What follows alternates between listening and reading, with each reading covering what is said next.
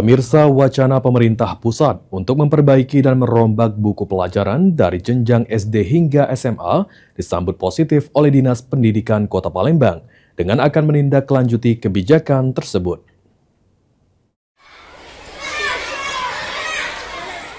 Wacana perbaikan dan perombakan buku pelajaran sekolah yang digagas pemerintah pusat mendapat sambutan positif dari Dinas Pendidikan Kota Palembang. Kebijakan tersebut mencakup buku pelajaran dari jenjang SD, SMP, hingga SMA.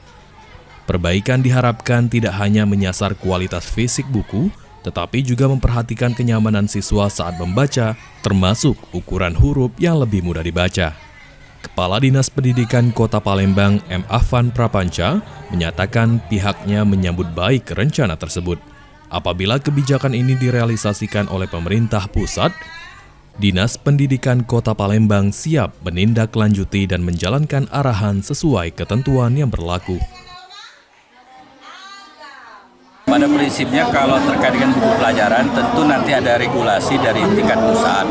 Untuk kita di Kota Palembang pasti akan menyesuaikan dan mengikuti apa yang digariskan oleh pihak pemerintah pusat. Artinya kita menunggu ya seperti apa nanti regulasi. Belum ada, Pak, ya? Langkah ini diharapkan dapat mendukung peningkatan kualitas pembelajaran sekaligus memberikan buku yang lebih layak dan nyaman digunakan para siswa. Ilham Wahyudi, PAL TV.